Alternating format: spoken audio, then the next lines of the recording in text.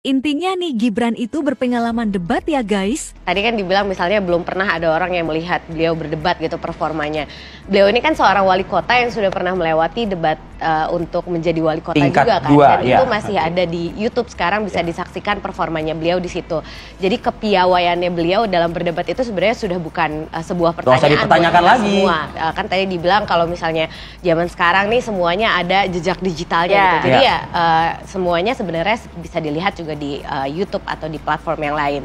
Terus yang kedua kalau soal persiapan, ini kan sebenarnya topiknya beliau banget gitu kan. Sebagai seorang wali kota, topik investasi, infrastruktur, ekonomi, APBN, APBD, pengelolaannya, itu kan sebenarnya sudah menjadi makanan beliau sehari-hari.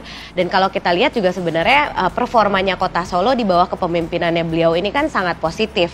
Jadi kalau tadi Mas Iqbal bilang karena beliau anaknya, toh kalau misalnya beliau anaknya presiden, tapi tidak bisa memanfaatkan semua fasilitas yang ada dengan baik, tentu kota Solo tidak akan menjadi salah satu kota gitu paling kreatif sekarang misalnya. Tapi Haji Mumpung lah ya, Haji Mumpung ya. Seperti yang sudah disampaikan juga atau ditetapkan oleh UNESCO. Nah, kalau kita lihat misalnya dari mulai pertumbuhan ekonomi, ya ini kan topiknya ekonomi ya untuk debat cawapres gitu. Pertumbuhan ekonomi yang kota Solo tuh dari -1 pada saat COVID beliau menjabat. Setelah selesai itu sekarang termasuk salah satu yang paling tinggi di Jawa Tengah tahun 2022 itu. Tapi itu sudah kan topang pusat 6%. Mbak Putri, bukankah itu topang pusat? Bentar dulu. Oke. Sudah 6% pada tahun 2022. Jadi naiknya sangat jauh gitu dan melompatnya sangat jauh, bahkan lebih dari rata-rata nasional yang hanya 5%. Jawa Tengah juga pada tahun 2022 hanya 5%.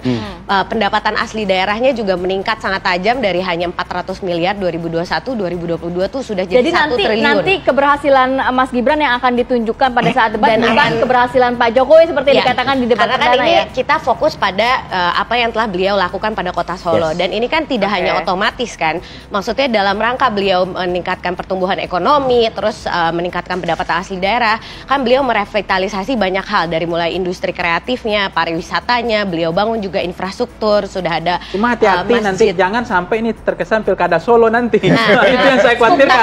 Karena hanya sama juga dia pilkada DKI Jakarta. Justru ini agak lebih dekat lah kalau gubernur itu. Atau pilkada Jawa Tengah.